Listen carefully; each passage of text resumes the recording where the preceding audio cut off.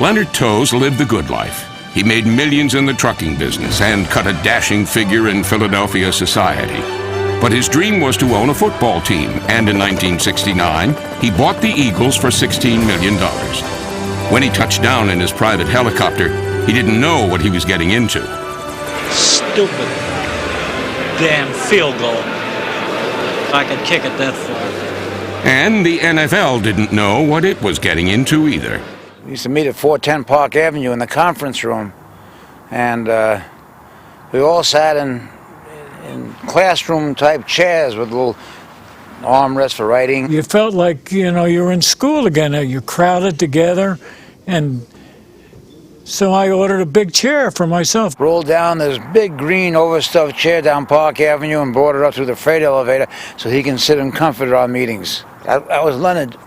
If you can't go first class, stay home. That's my theory. He had the Mercedes limousine, and every limousine I've ever seen in my life had the tinted glass, so you can't see who's in it. But he didn't have tinted glass. I mean, he had that glass that you knew was Leonard Toews in the limousine. While he lived the limo life, he wasn't particularly snobbish or aloof at all. I mean, he was very approachable. I mean, wherever he left, there was a wake of $100 bills.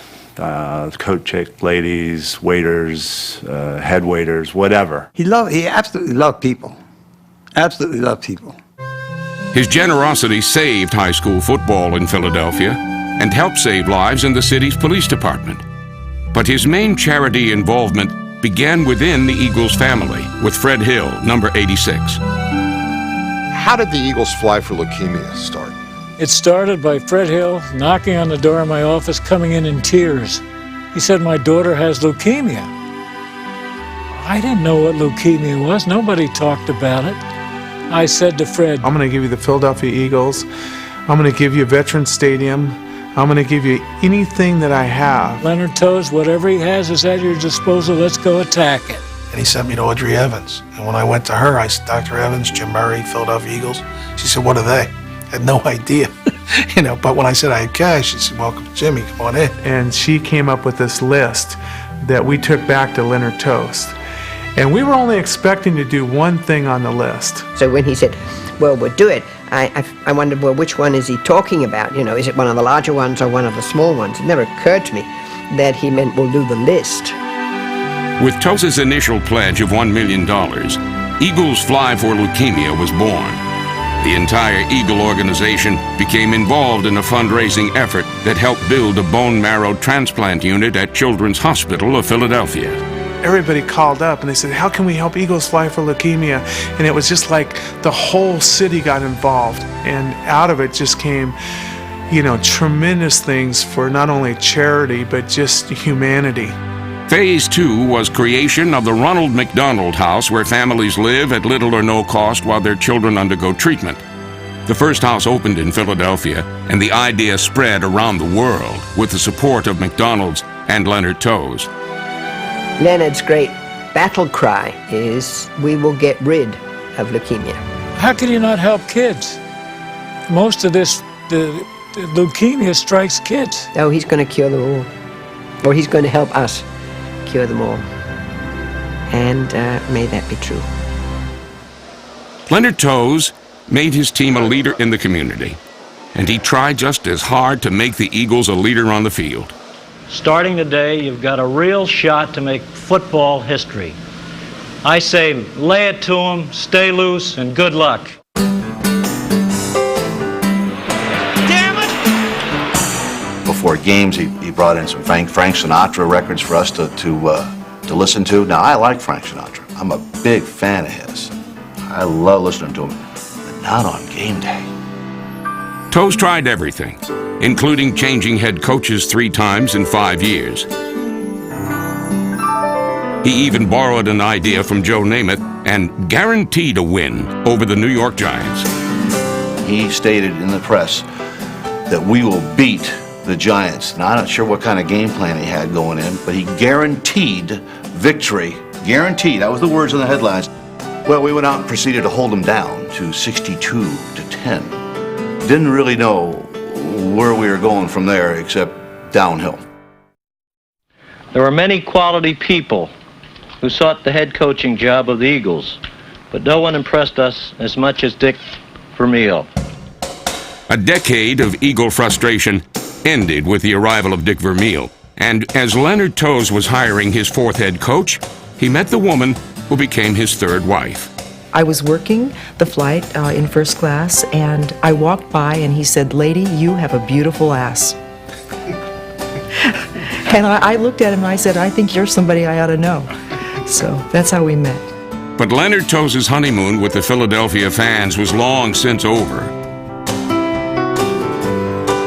In his first 9 years as owner, the Eagles did not have a single winning season. Things just went from bad to worse. We were lousy. We were very undisciplined. We were not pros. That's what it came down to. And Dick Vermeil said, we get some pros around here. I mean, you got some talent, but you don't have any pros. He was doing everything on the fly and just making players tougher and better conditioned and more of a team-like atmosphere. I just think everything we're doing is going in the right direction, and one day you're going to be very proud of this whole Eagle organization. Vermeil traded for a young quarterback named Ron Jaworski and rebuilt around players like wide receiver Harold Carmichael and running back Wilbert Montgomery. The team took on the hard-driving personality of its coach, and its fortunes finally changed. In 1978, as Leonard Toews underwent open-heart surgery in Houston, the Eagles played the ultimate heart-stopper in New York. So he's walking over to the bathroom, and he says to me, Leonard said, this is awful. We're done. It's over. I'm trying to think, I got to fly back to Houston and tell them why we lost. Pizarczyk can just fall on the football, and Pizarczyk fumbles the football. It's picked up by Herman Edwards. I don't believe it. I don't believe it. I mean, Herman Edwards is running towards me, and it's like slow motion. My mind couldn't grasp it. Then all at once, Bergie, it was like a rugby match, a scrum. Everybody's piled all over each other. Meanwhile, segue back to Houston, Sam says it's like code blue. We are screaming in this room. Well, I was like code 9. The buzzers were going. And all the doctors came in the room, thought I was really dying. Merle's saying, I don't believe it, I don't believe it. I don't believe it. I don't believe it. And that was the miracle. I remember the 78 season, and our goal was just to be a winner, just to be a winner. Thinking about being a winner. Being a winner. Just be a winner. Well, guys, 12 years. 12 years have gone by since the Eagles have been a winner. We're going to come out winners today. First and goal for the Eagles. They're at the Giants' 7. To Montgomery, up the middle. Touchdown, Eagles. Pizarczyk on a slant in. Intercepted. Intercepted by Frank Lemaitre, who takes it down. And that could seal it up. Finally, you reached the pinnacle of what you set out for, and be a damn winner, and it happened. My chest was bursting out, and my eyes were welled up, and I felt so darn good that we had accomplished it. Eagles are winners, honey! The Eagles are winners! And the first guy that I see when I come in the locker is Leonard Toews waiting there with his arms out, and it was, now you're a winner. We're winners, boss! We're winners!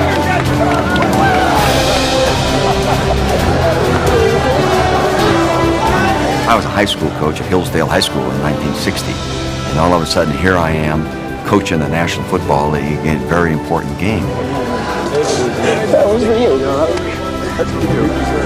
And I felt Leonard Toews was responsible for that opportunity. In some ways, Dick was a son that Leonard never had. Dick put more heart and soul into that job. Leonard could relate to that. It was a working class team, it was a dock workers team, and it sort of reflected not only Vermeil's work ethic, but Leonard's, coming from a trucking family. He had a toughness about him in a way. The city was having a love affair with Leonard, with Dick, with our cheerleaders, with everything. Now this game ball, guys, I'm going to give this to the city of Philadelphia. We were the kumbaya team. We were the Moonies. We were the huggers. But it was real.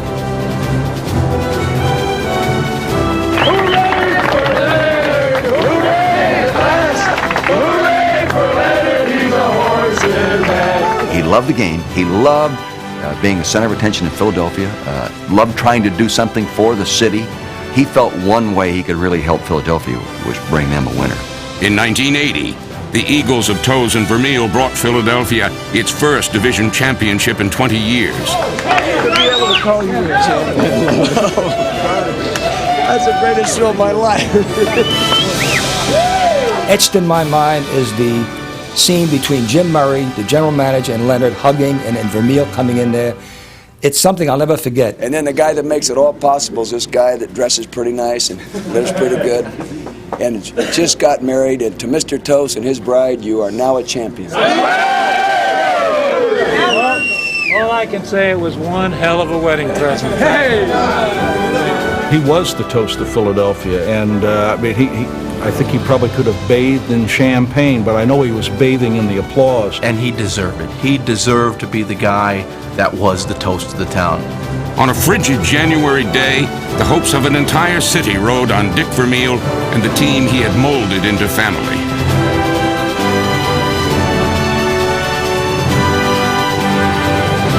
The Eagles taught the Cowboys that a team and a town united in a cause can overcome any odds. Jaworski, his offense.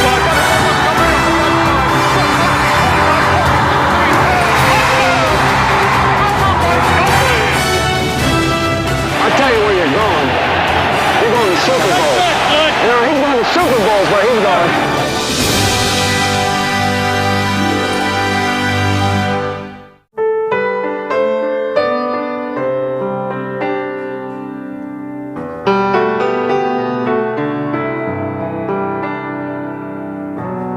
There's no question that the Super Bowl was a real negative in Leonard's life, and maybe a percentage of his downfall. But I think even more so was the strike.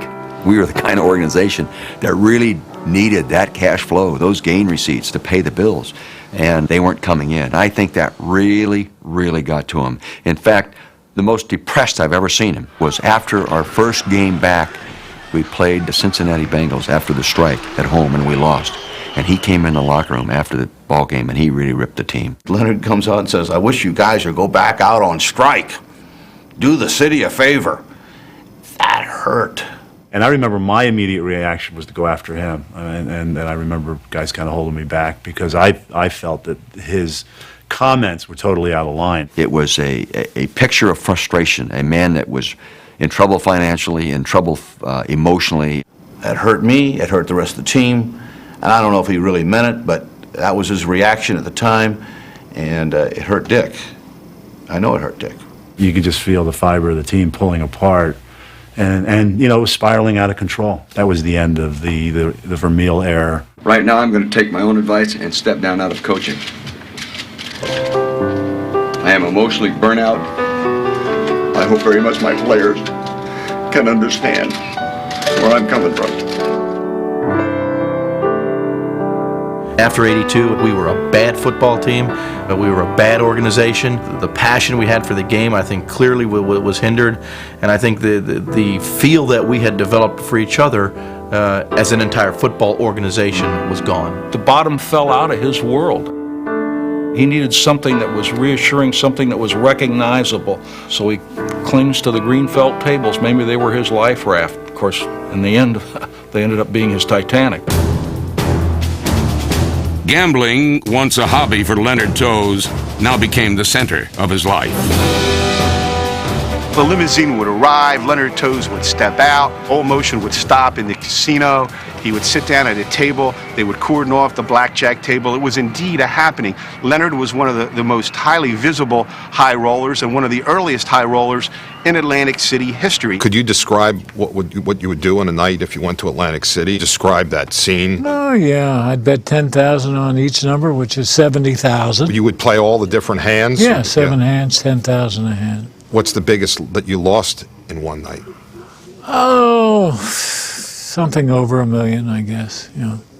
He could lose $1 million and would stand up and say, "Thank you very much," and walk away. Do you think that there's a certain machismo about losing that amount of money, that you could lose that amount of money and just sort of, I don't give a damn, and shrug it off?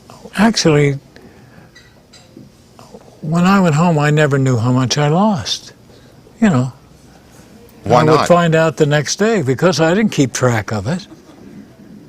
How the hell would I keep track of it? Drinking and gambling. You don't know. I don't know how many markers I signed. No. I was there, and I remember at the Sands, this pit boss called the president of the Sands at like 2:30 in the morning when he was drunk to extend his line of credit another $300,000 or $400,000. That to me was unconscionable. Why they would do that and take the man's money. I must have put a gun to his head. I was just sick at seeing this fortune being thrown away on the roll of a card. You know, you wouldn't leave. Just wouldn't leave. What happened when you were losing and your friends would come up to you and they'd say, Leonard, stop this. This is self-destructive. What would you do? So I get lost. I wasn't paying any attention to them. A couple times I tried to get him to stop gambling, and his answer to me was, "What's the matter? Are you afraid there's not going to be enough left for you?" I used to say to him, let's do something else. Why don't we go to a movie or something? He says, because they don't have chips in a movie. People are trying to help. You got to do what you want to do. I think the best thing you can say about it is stupidity. That's what it is. You know, how do you analyze? I guess I was one of those compulsive gamblers, and it didn't mix with the scotch. We finally called Dr. Custard. Dr. Custard was the one, by the way, who established compulsive gambling as a disease. Dr. Custer came to me and said, I met Leonard in a bar, and he had a scotch in one hand, a cigarette in the other, and he said, what are you here for? And he said, I'm here to help you with your compulsive gambling. And Leonard said, hell, I beat smoking and drinking. What makes you think I can't beat gambling? When Dr. Custer came to see you, what did you think about that? Paying attention to him. No. He was a victim of his gaming habit, and as a result, he lost the thing he loved the most in life, the Philadelphia Eagles.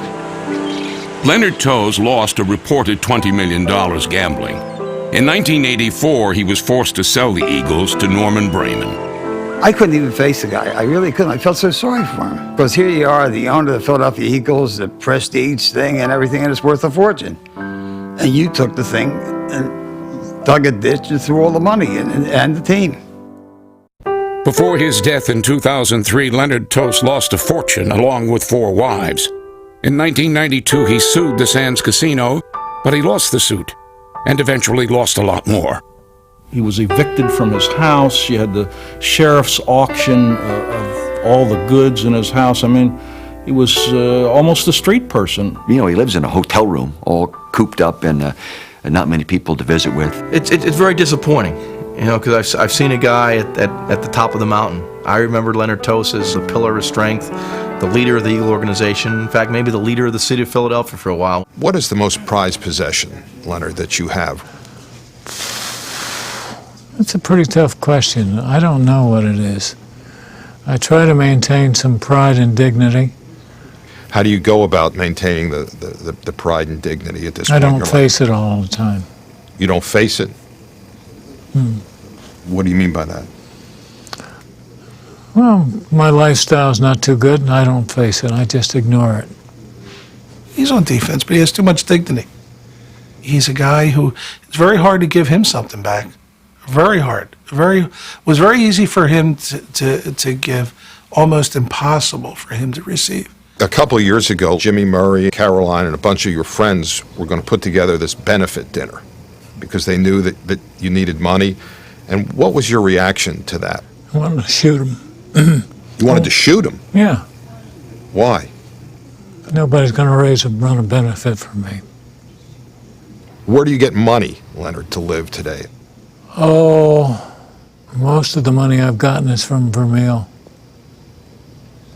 Without asking, though. When I sensed he needed some money, I would try to help him. And not large sums of money, but enough to help him get through some problems and these kinds of things.